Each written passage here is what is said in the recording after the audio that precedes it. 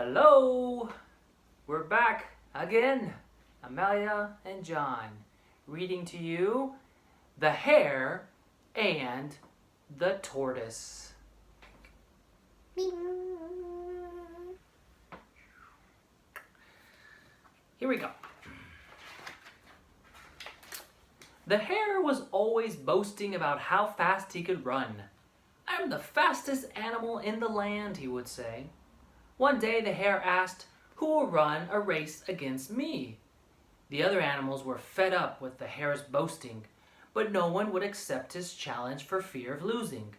No one except the tortoise. "Ha ha!" The hare laughed out loud. The other animals gasped. The tortoise just smiled. Preparations for the race began. The fox drew up a map of the route.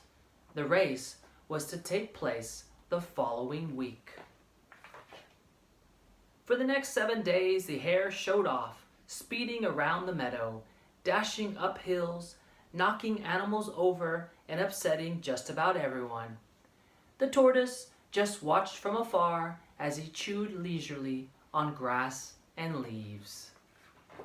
The night before the race, the tortoise went to bed early, smiling happily as the sun went down. "Early to bed, early to rise," he said to himself.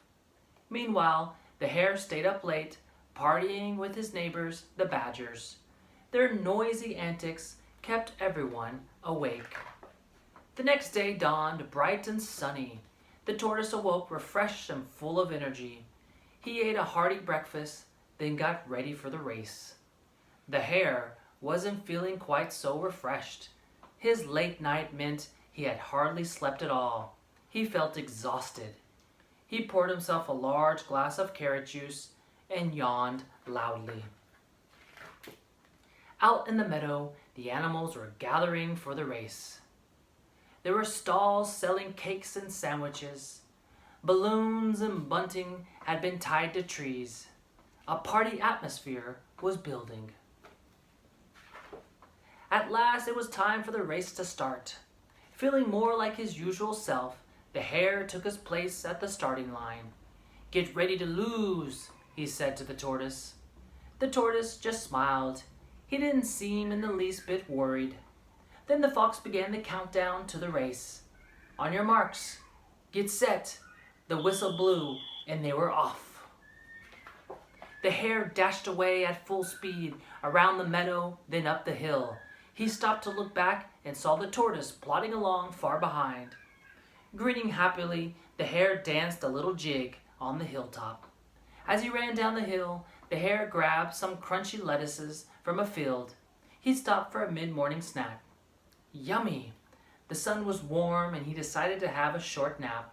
After all, he'd had a late night and the tortoise was far behind. In the meantime, the tortoise carried on, up the hill and over the top. He saw the hare snoozing under a tree and marched bravely past. The hare didn't stir a whisker. Much later, feeling stiff and cold, the hare woke up with a start. He looked at the sun and saw how low it was in the sky. It must be almost evening. He feared the worst. The hare flew around the rest of the route at top speed. He ran like he'd never ran before.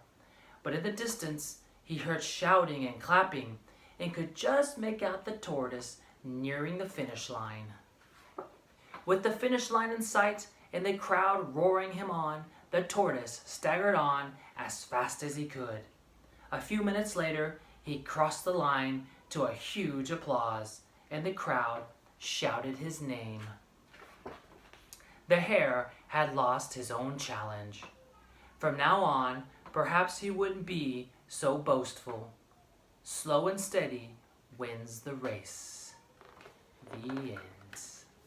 The Hare and the Tortoise.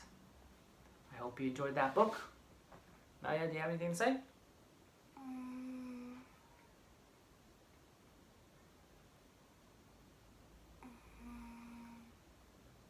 Balloons, balloons, balloons. Balloons, balloons, balloons. Dinosaurs, dinosaurs. Beeble, beeble. And we'll see you next time. Bye. Bye.